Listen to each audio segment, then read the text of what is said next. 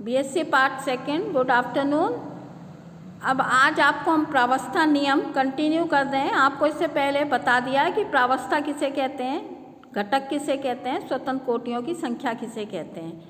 आज इनका प्रावस्था नियम को हम एक घटक तंत्र जल पर अप्लाई कर रहे हैं और आपको जल तंत्र का एक्सप्लेनेशन दे रहे हैं। ये चित्र है जल तंत्र का, इसमें स्केल नहीं होता है। इसमें आपका एक चित्र है जिसमें 3 वक्र हैं, ओ ए, ओ बी, ओ सी, ठीक है। इनके बीच के क्षेत्र हैं ओ ए सी, ओ बी सी और ओ ए बी के नीचे का क्षेत्र।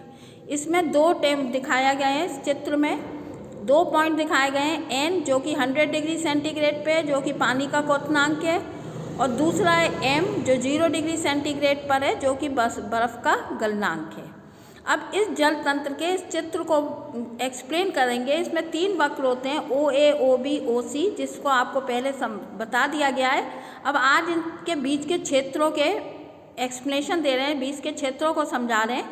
पहला क्षेत्र है हमारा वक्रों के बीच के क्षेत्र में, पहला क्षेत्र है ओ बी और ओ सी वक्रों के बीच का क्षेत्र।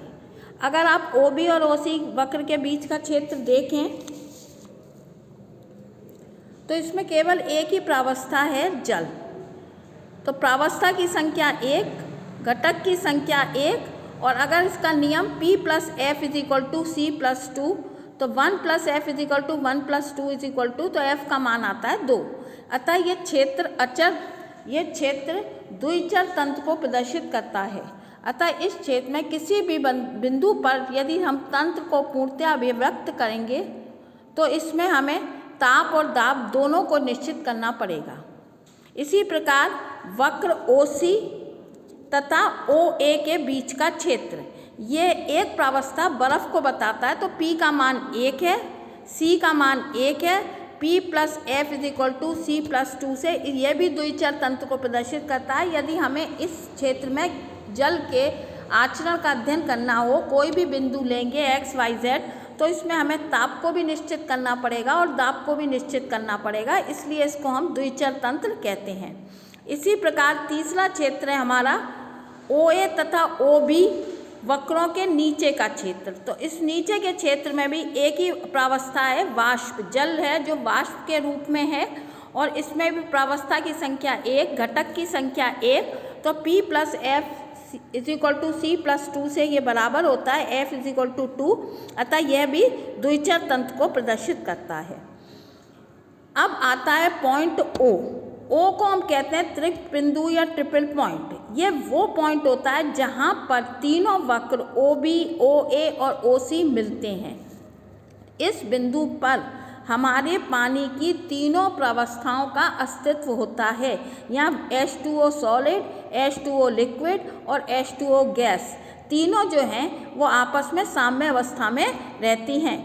और इनकी यदि प्रावस्थाओं की संख्या 3 है और घटक का मान 1 है तो इसमें F का मान अगर हम P + F = C+2 से निकालते हैं तो F का मान 0 आता है।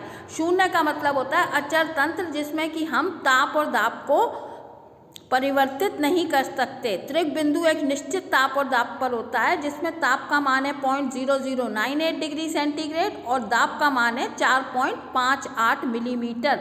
यदि आप इसमें से थोड़ा सा भी ताप बढ़ाएंगे तो एक प्रावस्था विलुप्त हो जाएगी, वो है ठोस बर्फ की। तो उसमें फिर द्रव और वाष्प रह जाएगा। और यदि आप इस पॉइंट से थोड़ा सा टेम्परेचर कम करेंगे तो आप वक्र में देखिए तो आप पे सिर्फ 2 प्रावस्थाएं रह जाएंगी, सॉलिड और वेपर, लिक्विड अवस्था हट जाएगी। तो त्रिक बिंदु वो होता है जो अचर बिंदु होता है, जिसपे कि तीनों प्रावस्थाएं एक दूसरे के साथ साम्य में रहती हैं।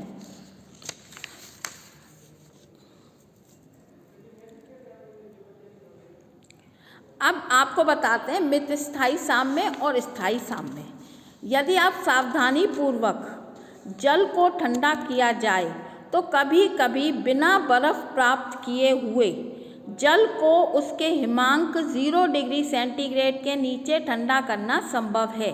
इस जल को हम अति शीतित जल कहते हैं, सुपर कूल्ड वाटर।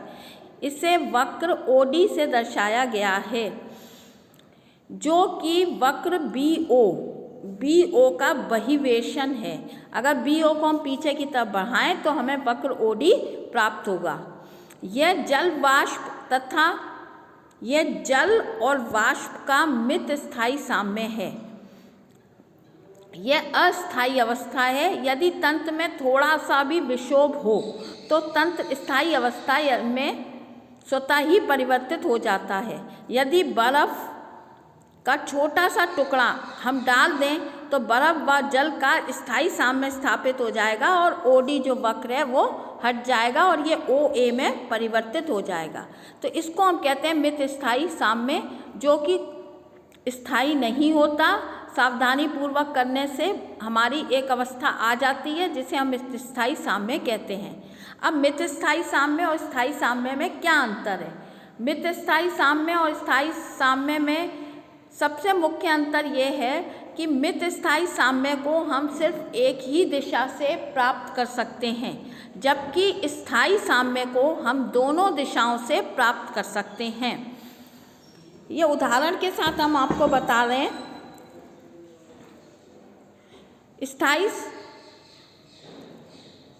इसका मित स्थायी साम्य को केवल एक ही दिशा से प्राप्त कर सकते हैं। जैसे उदाहरण के साथ बता रहे हैं, -1 डिग्री सेंटीग्रेड पर बर्फ। -1 डिग्री सेंटीग्रेड पर बर्फ एक स्थायी साम्यावस्था का उदाहरण है, क्योंकि इसे जल को ठंडा करके भी प्राप्त किया जा सकता है व किसी भी बर्फ़ को अगर हम गर्म करें, उसको मेल्ट करें, तो भी हम आपका इस साम्य को प्राप्त कर सकते हैं। तो ये जो है ये स्थायी साम्य, इसे हम दोनों डायरेक्शन से प्राप्त कर सकते हैं।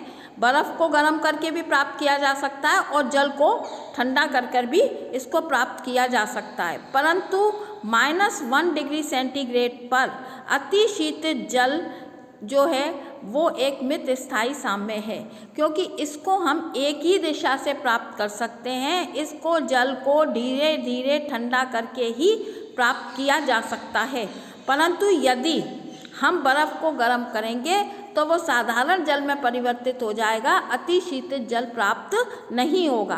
तो मित स्थायी साम्य को सिर्फ एक ही दिशा से प्राप्त कर सकते हैं, वो है कि जल को 0 डिग्री सेंटीग्रेड से नीचे एक रॉड की सहायता से चला के और ठंडा किया जाए कि वो बर्फ़ में परिवर्तित नहीं हो, तो हमें अति शीतल जल प्राप्त हो जाएगा। तो इसको हम कहते हैं मित स्थायी साम्य।